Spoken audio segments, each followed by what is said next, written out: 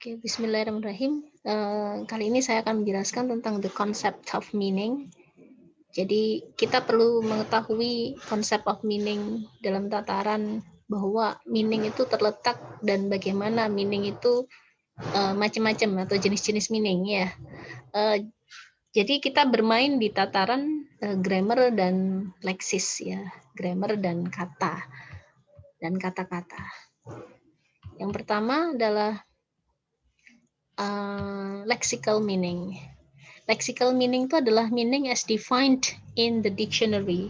Jadi makna yang ada di kamus ya, sebagaimana yang tertera di kamus. Jadi contoh adalah verse, vanish. Ya. Verse itu ayat, vanish hilang.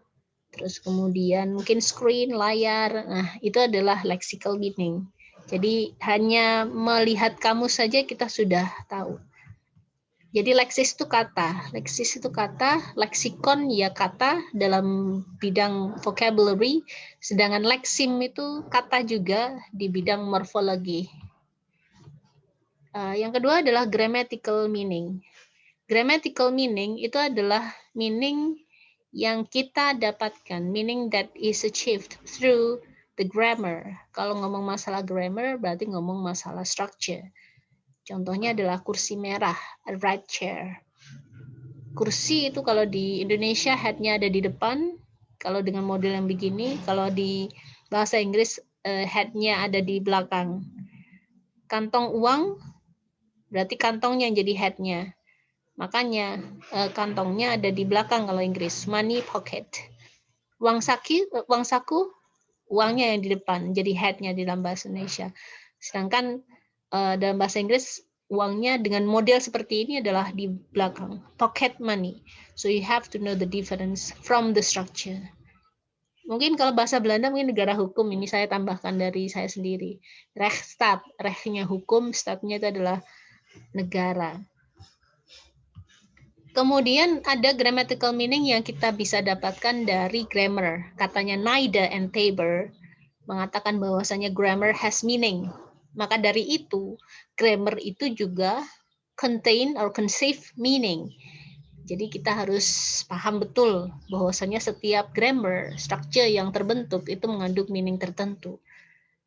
Nah, secara detail Anda bisa lihat di grammatical adjustment, materi yang sudah kita bahas minggu lalu, 2 minggu yang lalu ya. Kemudian yang kedua adalah textual meaning. Textual meaning itu meaning yang kita dapatkan dari teks yang tertulis. Jadi it depends on the text. Tergantung dari co-text. Co-text berarti teks yang together, teks yang accompanying atau accompanying the word ya, atau the lexis. Contohnya adalah that is 10 times better. Times di sini akan berbeda dengan 1 times 2. Akan berbeda dengan it is time to have dinner. Akan berbeda dengan what time is it. Jadi yang pertama 10 kali ya, yang kedua masih kali, yang ketiga saatnya makan malam, yang keempat what time is it, jam berapa sekarang. Sama halnya dengan artikel. Artikel itu tergantung dari teks yang ada atau koteksnya. Please read the Constitution of blah blah blah. Artikel 42 berarti pasal. I would like to submit this article berarti artikel tulisan.